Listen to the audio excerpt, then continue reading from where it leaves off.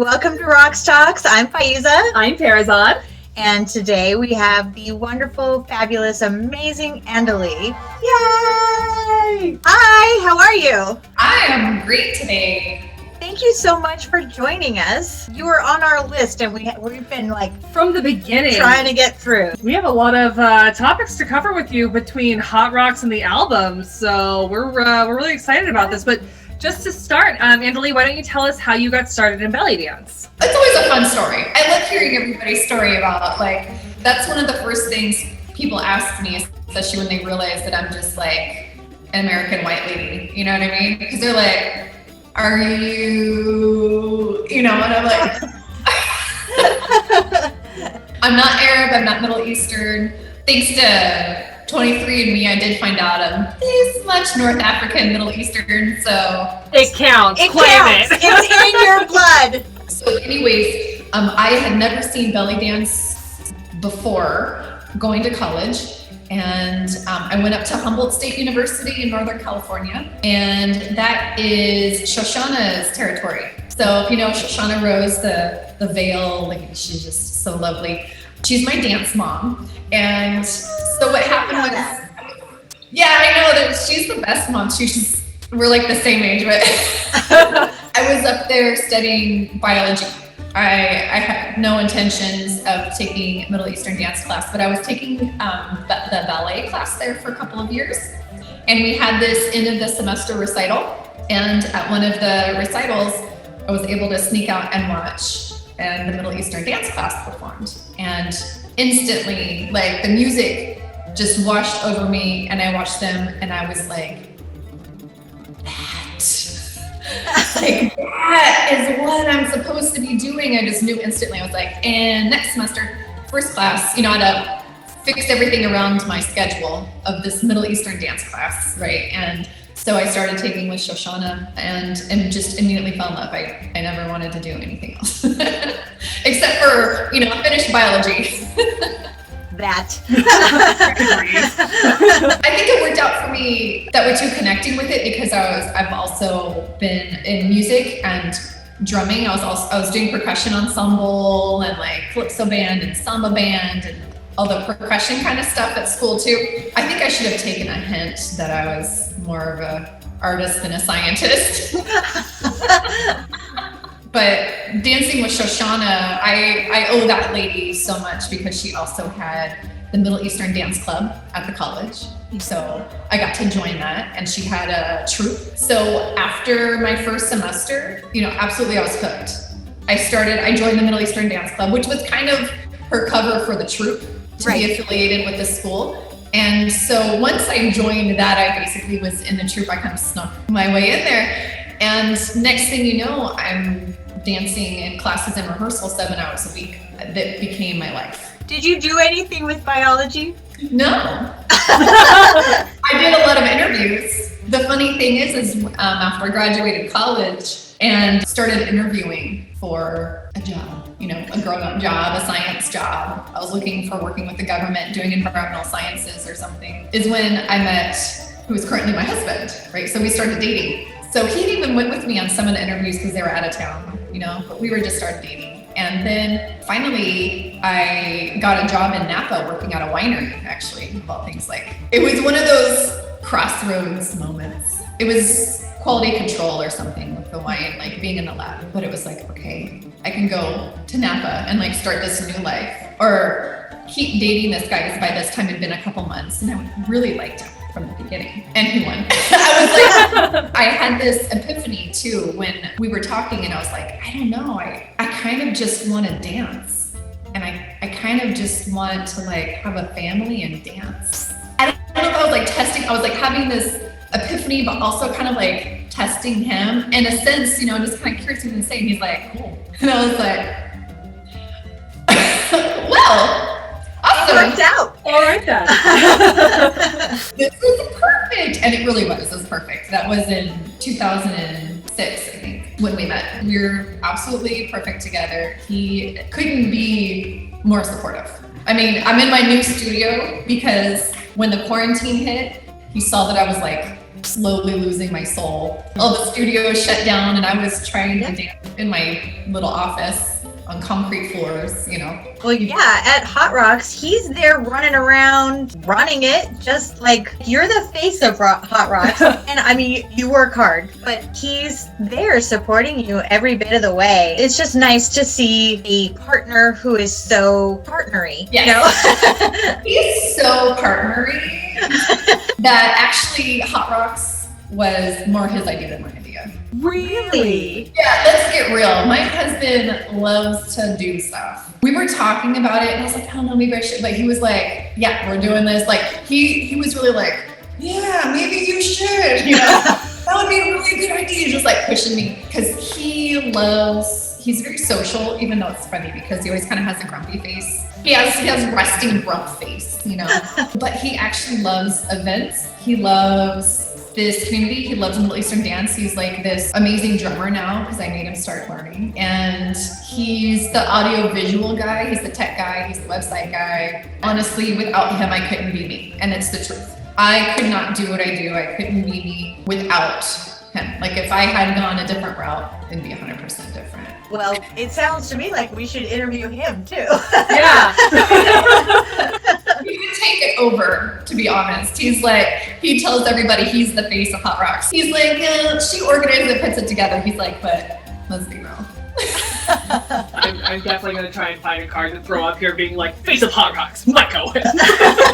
Apparently you guys were having a conversation about competitions when he / you decided to do Hot Rocks. So what inspired you to do You've been running such a fabulously successful and like really popular festival. So kudos for that, first of all. It's one of my favorites. And that's the feedback that I get constantly about Hot Rocks is like people love doing it. People love going to the work. Like everything you organize about it, they love. I was talking to Faiza about it before. It's like, we did this YouTube show because there's nobody else doing a YouTube show right now about this. It's a lot easier to break in. So, since there are some big shows, what made you want to do your own competition? Yeah, I mean, hey, that's a great question. I'm one of those people I'm highly competitive, but mostly with myself, right? So I've always done competitions. I've always made the backstage friends. You know what I mean? Like, I'm not somebody that likes to compare myself to others necessarily. So I always had a positive experience with competitions. Even, in high school doing marching band because that was complete band geek.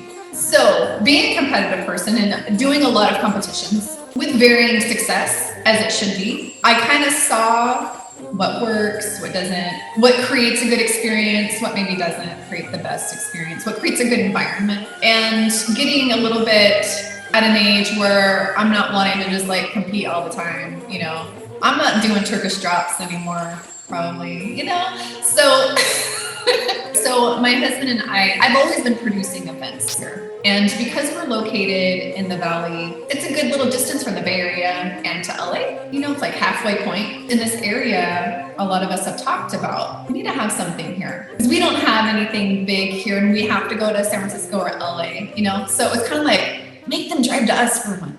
We had this idea for an event. And so with that kind of in the back of my head and also like the time was right for something, a vision that I had, and that my husband had. We spent a lot of time talking about it. Like, what would we want? What would we not want? And I wasn't going to do it unless we were going to do it the way I envisioned it. And we weren't going to do it if it couldn't be organized and well-motored. So we started brainstorming and pulling it together. And honestly, because of our skill set as a couple, it worked out. We were able to actually even work together without divorcing or getting in a big fight. The whole idea was have an event, have a competition where the environment is supportive. From the get-go, from backstage to the front of the house, people are supporting you. It's not about blowing smoke up your skirt, right? It's not about like, oh, you were the best. It's just like, hey, the idea is do your best. You have to step out of your comfort zone. And for competition, that's a lot of people. You have to push, you have to challenge, you have to do something that maybe isn't easy or comfortable for you to find that true magic. Because every time I was getting ready for competition, that's when I leveled up because I pushed myself. I took the classes. I was choreographing. because I am competitive. I wasn't going to show up and just like, that is my routine for Hot Rocks next year. Just a bunch of this. That's I'm awesome. sorry. So I imagine that other people are putting the work into it, and this gives them the opportunity to then level up. Because, if you're dancing in a restaurant or doing haflas, like, hopefully you're that person that can push yourself. Maybe I'm not. I have a tendency to be lazy. I'm going to be real. I don't always practice as much as I should. I dance a lot, doing class and performing, and before the quarantine anyways, right? But how much was I actually investing in practice? How much was I investing in making myself better, right? And so I always needed a push to do that. And I just want to, give that opportunity for other people. And then to show their hard work on a nice stage. I was like, we're not going to be on the carpet on the ground, and hope that people can see. So there were these expectations that we set for ourselves. What would I want to see if I went to an event? I get it. Not everybody we didn't have a budget either. Okay. I mean, it's very expensive. So I understand the events that happen in a banquet room at a bar. You know what I mean? Like, but I'm tired of those. Like, I respect this art form, and I wanted to create an event that elevates it to that. And I wanted everybody to feel celebrated, be able to see themselves and other people see them. I have competed at Hot Rocks specifically in 3 categories over 2 years. I was really opposed to competitions back in the day. Like you, I was dancing because I was teaching my classes, I was working, I was performing, but I wasn't necessarily doing a lot to level up. And then when my daughter came along, I went from teaching 10 hours a week to like 1, and that was just to like maintain a place to go. But then she was getting older, and the timing was perfect because that's when Adrienne and I met and fell in love. We were just going to be silly, and because we happened to have the same costume that we had purchased completely. That's right, because that's why you're like the ballady babes. It was more like a joke, but then like you guys actually started to take it really, really seriously. Yes, because freaking Adrienne was like, let's compete. And I was like, no. And she's like, yeah. And so I was like, all right. Because prior, when I had gone to a different competition, that one in Vegas, that they weren't paying anybody their prize money, and that was awful. I just have to share this. I don't know if I told you this part. There were 3 prizes in the category that we entered, first, second, and third place, and there were 4 troops that entered. So they pull us all up on stage to announce who they are, and the MC is atrocious. He's like, you'll notice that there are 4 troops, but there's only 3 prizes. So one of these troops is going away with nothing. We're like, and we were that troop that went away with nothing because my earring got stuck to my necklace, and I performed like this for half of it. It was awful. Oh no. I mean, it's hilarious now, but at the time it was mortifying. But anyway, I was very against competition. Adrienne had gone to Hot Rocks, and Adrienne had gone to Belly Dancer of the Year and had a great experience. And so she talked me into that, and the competitions that I had gone to just weren't. And so I was like, all right, I trust you. And then we had such a great time at both of those. You give a little token to everyone that's competing. Last year, I think it was like just a little bracelet with a little evil eye, but it's still just an acknowledgement of the work. I recognize that you have put in a lot of work, and I appreciate that. Like, we appreciate all the work that you put into it because we get to use the competition to put in our work and level up and do all of the things that you were just saying. But it was really, I just love that you appreciate our work as well. No, it's absolutely true. I think that there were times in competitions where I maybe wouldn't even see the producer of the event. And I know how it is at an event, trust me, it's very busy, and I get it. But I wanted to make sure I just acknowledged every single person that was there, just had that moment. And then also kind of feel like, because every year the bracelet's different, it's like, you were part of this. This was a whole thing that took a lot of work. a lot of volunteers work on their part as well as ours. You know, they were investing in my event, you know. So let's just take them and be like, we had this time together, right? And I acknowledge you. And that was important to me. That was another thing that I was like, that's something that I have to make time for and I have to make space for, you know? Right. And everybody's there to raise the performers. Yes. And that's what's so important to me. It's like, okay, again, it's not about blowing smoke at people's skirts, because there is a difference between somebody who's worked on their craft and somebody who doesn't. Right. But we're all somewhere on our journey, right? And we're on a journey. And so you have to acknowledge that and support that journey, right? Maybe somebody isn't where they want to be or where they're going to be next year, but you still have to acknowledge that trajectory and give everybody the opportunity to be up there and do their thing and work. I had seeing performers level up. That's been awesome because I do that critique afterwards. So every performer, unless they don't want to, I have a little meeting with, and we talk about their performance and we talk about what they can work on or what's holding them back or what really works for them, just whatever comes up. And so since we've been doing this now 4 years, I've seen dancers move up in scores and rank, you know, seeing like there was a lady I talked to and I encouraged her to take a ballet class. And I encourage that for a lot of people to help with body awareness, alignment, and also feet. So she came back the next year, markedly improved.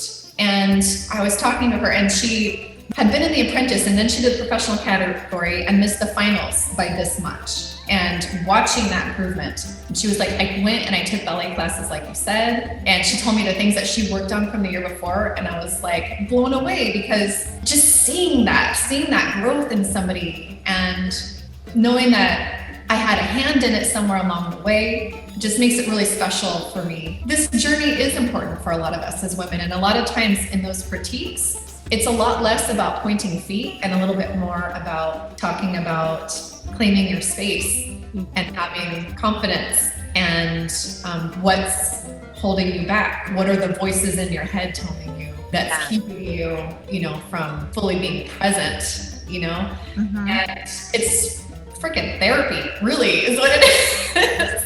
And that is deeply personal. It's a little bit intimate, having these conversations with these women, and also so universal. So I honor each one of them in their journey. I wanted to say that your meeting with all of the contestants or competitors afterwards, I don't know anybody else who does that. And for me personally, it's just really nice. Like when you're reading your feedback, there's a lot of times where you're like, what does this even mean? Even when you know that someone is really trying to be constructive and actually trying to be helpful, because of course there are still always judges who just don't know how to, like they say what needs to be said and they don't couch it, and it comes across like, why should I even keep dancing? I mean, for the most part, judges are trying to be helpful. Yeah. But there's still times when it's like, I don't get this. And so then when I get to have that time with you, like I remember after last year's, there were a couple things that I was like, I'm not quite sure what this means. And you're like, watching your performance, this is what I think that they're trying to say. And it's nice to be able to say, hey, can you clarify that? It's just nice to be able to discuss it. Absolutely. So that I can fully understand, okay, now I get that. So thank you for taking that time, because there are a lot of competitors and you give us each like what, an hour or something like that, or 45 minutes? Wow. Yeah, I allow 30 minutes. A lot of times they go over, but that was one of those things I was like, if I'm gonna do this, you know, that was one of the things I would like, you know, what does this mean? First of all, I ask my judges to give feedback, because most of the time in competition, I'd be lucky to have one judge leave a little comment, you know, and that's okay. I mean, maybe people don't want feedback. They just want to go and either win or not win. You know, people have different expectations, but for me, because I am working on getting better, I am on this journey. I want to give that opportunity to people who are coming to my event to have that feedback. I ask my judges to leave feedback. We have a conversation, we have a judges meeting before the event every year to talk about what is appropriate feedback and what is not. You know, there are things that I'm like, that are completely irrelevant. For example, don't make any comments about tattoos, scars, pregnancy status, age. You know what I'm saying? Like, it's neither here nor there. I've seen people get feedback about, like, I don't like your tattoo. What does that have to do with anything? There's certain things that are relevant, like, you know, for this lighting, I would use more makeup. I couldn't see your expressions very well. There are things that are like, oh, I didn't know that. I didn't think about that. Nobody told me that. You know, that's helpful. But we also talked about, you know, giving a critique sandwich. Let's also point out what they do well, you know, instead of just like, fix this, or I don't like this, right? We need to, like, okay, for somebody to hear that and accept that, they also need to know that you're viewing them as this whole person that's not just needing to be fixed. Everybody has something to bring to the table. So what did you like about this performer? And then maybe what's something to address? And then also finish it off on a nice note, maybe. So it's a nice little sandwich. Being in charge of an event where, you know, it's a competition and people's feelings are going to get hurt. That's hard for me. I'm an empath and it affects me greatly. I don't like people to feel disappointed. I feel intensely the energies around me. And that has prompted me to do the best I can. I've also considered taking competition out on and off. It enters my mind. There is that aspect of people's feelings getting hurt. But I think in the end, the opportunity for professional development and competition, for me right now, for Hot Raqs, it's absolutely worth it. And not everybody's going to get it. Not everybody's going to get where I'm coming from or what I'm trying to do. And there's always going to be people who are sensitive. I do my best to not try to embarrass anybody. I would never be like, oh, one of these bitches isn't getting through. You know what I mean? Like, thank you. No, like, for sure. But it's all hard. It requires a lot of thought. And I think maybe that's what not everybody puts into an event, is that thoughtfulness. Agreed. I will say I entered the professional category last year, and my goal was to final. I did not. I was disappointed, but my feelings were not hurt. Partly because, I mean, I looked at everybody else and I was like, who should I be taking their place? Right. Everyone was fantastic. So, I mean, it's not like I was like, this person sucks. What are they doing? You know? Right. But it's unfair, unjust. Right. And I had another point and it's gone now. Yeah. Well, like especially in America, like, we can't give belly dancers the JD Power Associates Award. So it's like, competitions are the best that we can do. So we put on our page, like, award-winning dancer, so that way we get hired for gigs, we get hired at restaurants. You know, people want to come see us at shows and stuff like that. So it's important, and it's so. I totally understand where you're coming from with the whole empath thing, and it's just so hard because I also struggle, like, having been an actress where it's a competition and, like, people be like, well, I just can't believe that they made us stand there and do a little dance for them and then decide whether we're worthy. And I'm like, right, that's the whole gig. That's the whole gig. So, like, so part of me is like, oh, people's feelings. And I was like, suck it up. Like, I have two wolves inside me. I was wondering about this, because if you're giving half an hour to each contestant for feedback, do you limit the field? Do you limit the number of competitors? No. Oh, well, per category, you mean? Yeah. We came close to having to set a cap for the professional category a couple of years. I think the most we had in the pro category was like 22 or 23, and I was going to cap it at 25, so we got close. And the other categories don't get full. I leave them open because it's anywhere between like 4 to like 10 people in the categories. But I mean, it ends up being a lot of people, and I spend weeks. Yeah, it's over the course of a couple, sort of 3 weeks or something. I watch every video. I read all of the judges' feedback before I have my meeting. Yeah, this is all included in our entry fee. Right. Okay, I pay that entry fee. But right. She's not charging more for the entry fee than anyone else. But She's the only one that's doing. But this comes back to the thing that I was saying before, is that it's an exchange. You know, one of the conversations that we had on our competition video is, I'm like, what makes it worth it? Because I'm not just going to get up there, embarrass myself, and then be like, well, I got a 4. Right. Guess I'll go live in a cave now. Right. I want to know why I got a 4, so that maybe next year I can get a 6. There's also the networking aspect. So now I'm going to switch gears, and what prompted the album? Just your love of music, or how did that come to be? We used one of the songs for our dance challenge. It was so much fun to watch. It was. So people really, like, a couple of the ladies really brought it. It was so much fun to watch. Well, and we specifically, we had to pick Mavi because I just recently adopted a cat, and he has blue eyes. And so at the suggestion of a friend who told us that Mavi means blue, I named my cat Mavi. So I had just adopted this cat named Mavi, and then we had already decided that we were going to use the album Ready, Set, Drum.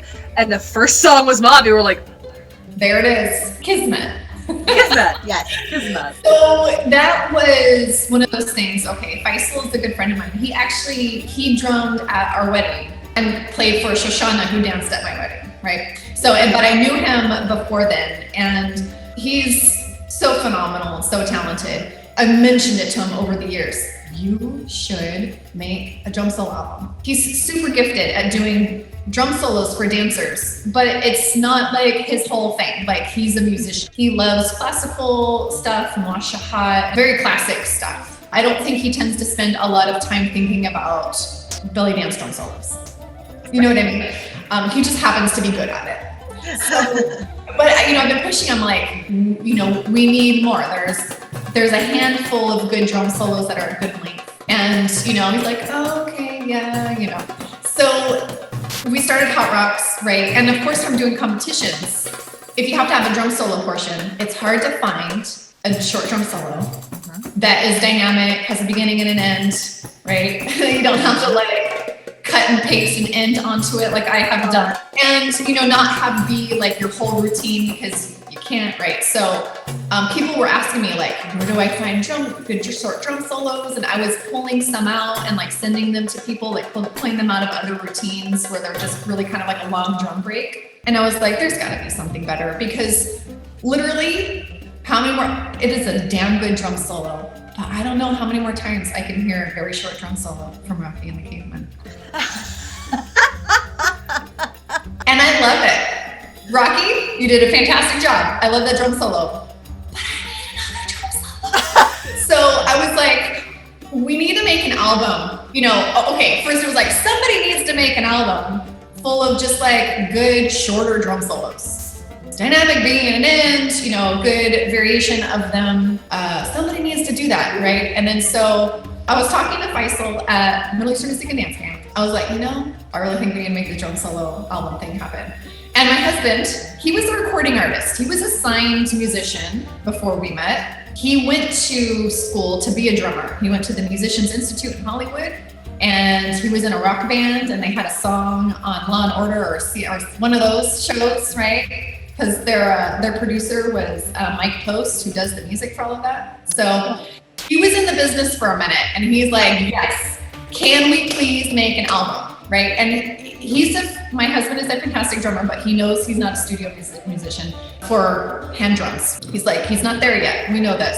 Faisal has spent his life doing this, and that is why he is fantastic. My husband was on board 100%. That was another one of those things where he's like, oh, maybe you should think about doing it. And so we talked Faisal into working with us on that project. And we decided at Mid-East Camp in August that we were going to do it, and we scheduled studio time in September. Nice. Wow.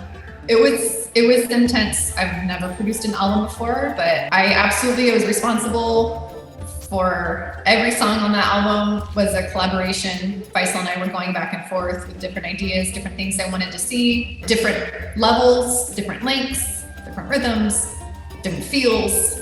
We have a Khaliji one in there, you know what I mean? Standard, and there's Mavi and some standard rock sharky stuff, and also some slower stuff that could be used for fusion or in a more mysterious type routine. It was an intense let's see, how long did we spend in the studio? We went in there and pulled it off in a day. We were in the studio for like 12 hours. I don't know, it was a lot. Like Faisal was pushed to the limit. Yeah. Yep. Luckily, we're still friends. Because that poor guy, we worked him hard, and the studio was amazing and fantastic, and we ended up with a drum solo album, and Mike got to do his thing on there as well. So there's a song on there, and he's playing the drum set and the Drebeki, and so that was kind of fun. He got to do his little project on there too. So it was intense. Yeah. I was in a band in the 90s, and Everyone was. and we recorded an album, and yeah, if you can come out on the other side and not hate each other, it is a victory. So, Yeah. It was a lot of songs to try to get done. Yeah.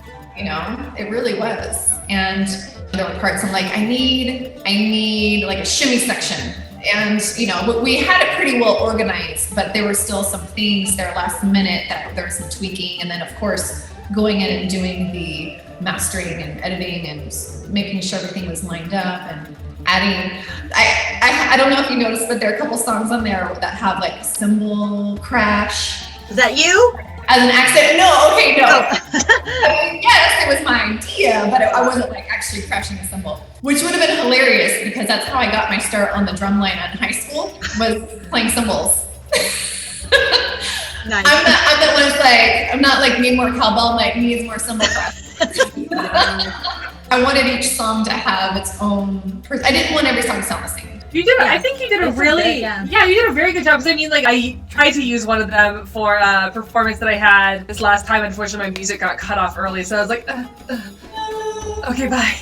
But I was really excited because it was Kit Kat. It was, which I think is just like, yeah, it's so cute. But like, I remember I was going through being like, which one do I want to dance to? Which one really works with the music that I had before? What's going to be the most like dynamic? And they don't sound the same. I mean, like, there's a great big variety in all of them. So Yeah. you did a really good job. If you're going to do any of our drum or our dance challenges in the future, you should download Ready Set Drum because that's what we'll be using still. Get it on. If you go to the Hot Raqs website, that we sell from there, and we also have a separate like WordPress website thing for Ready Set Drum. It's fairly easy to find. I'm easy to find. So, and we have actual CDs too. So we have digital downloads, and I also have physical CDs if you know you're like me and it's tough to change technology.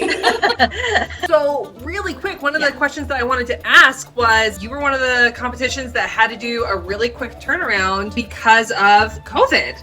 Do you want to talk a little bit about your experience, about how you adapted for the 2019 competition and what's in the future for, is there going to be a Hot Raqs 2020? Right. We're in 2020. So Yeah. 2020 was the one that was virtual. Okay, I'm gonna say it all over again. Hold on. Okay, so the 2020 you had to adapt, but for 2021, what's going to be the situation for Hot Raqs 2021? Right. Great question. Figuring out 2020 was a challenge because, you know, everybody was holding out hope to the last minute. And the thing is, you know, it was hard to make that decision to switch over, right? Because we didn't want to cancel it. But, you know, at some point we had to call it and be like, we're either going to cancel it or we're going to do this online. And really there was no option. My husband was like, we're doing it. Because for him, he's like, I can buy more tech.